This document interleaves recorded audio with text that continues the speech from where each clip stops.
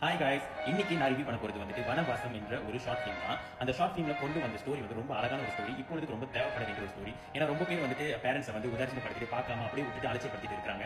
அவங்களுக்கும் என்ன மாதிரியான ஏக்கங்கள் இருக்கும், என்ன மாதிரியான வருத்தங்கள் இருக்கும், அவங்க பிள்ளைங்க வந்து அவங்களை பார்த்தாக்கா எப்படி இருக்கும் அப்படின்ற ஒரு ஆதங்கங்கள் எல்லாமே வந்துட்டு அந்த ஷார்ட் ஃபிலிம்ல ஒரு 15 மினிட்ஸ்ல வந்து எடுத்திருக்காங்க. ரொம்ப அழகான ஒரு விஷயம். என்னதான் வந்து இது வந்து அவங்களோட ஃபர்ஸ்ட் டைம் ரிலீஸ் ஆகியிருந்தாலும், first time short film release ஆகியிருந்தாலும் அவங்களால முடிஞ்ச பெஸ்ட்டை கொடுத்துருக்காங்க. ஸோ கண்டிப்பா நீங்க எல்லாரும் போய் பாருங்க, அதுக்கான ஆதரவு கொடுங்க, சப்போர்ட் பண்ணுங்க, லைக் பண்ணுங்க, காமெண்ட் பண்ணுங்க. திருத்த வேண்டிய விஷயங்கள் இருந்தாலும் கண்டிப்பா சொல்லுங்க. அப்பதான் அவங்களுக்கு இம்ப்ரூவ்மெண்ட் பண்றதுக்கான ஒரு வாய்ப்புகள் இருக்கும்.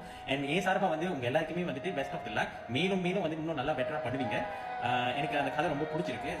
ஏன்னா வந்துட்டு இப்போ இளைஞர்களுக்கு தேவைப்பட வேண்டிய ஒரு விஷயம் தான் அது. ஏன்னா நிறைய பேர் வந்துட்டு இந்த மாதிரி பேரண்ட்ஸ் உதாசனப்படுத்திட்டு கண்டுக்காம இருக்காங்க. அண்ட் மோரோவா அதோட கான்செப்ட் நல்லா இருந்துச்சு. எண்டிங் பண்ண வந்து ஃபெஸ்டிவல் டைம்ல வரப்போ வந்து இந்த மாதிரி உறவுகள் இருந்தா தான் அது ஃபெஸ்டிவல், இல்லைன்னா அது ஃபெஸ்டிவலே இல்லை. ஸோ அது கரெக்டாக அந்த ஃபினிஷிங் கொடுத்துருக்கீங்க. Very nice. ஹோப் வந்துட்டு உங்களுக்கு மேலும் மேலும் நிறைய ஸ்டோரிஸ் இந்த மாதிரி கொண்டு வருவீங்க ஃபியூச்சர்ல அப்படின்னு ஒன் ஃபேமிலி ப்ரொடக்ஷன் டீமுக்கு வந்துட்டு எனது மனமார்ந்த வாழ்த்துக்கள். அபார்ட் ஃப்ரம் தட் வந்துட்டு மேக் ஷூர் எல்லாரும் போய் ஃபாலோ பண்ணுங்க. நான் கண்டிப்பா லிங்க் அட்டாச் பண்றேன்.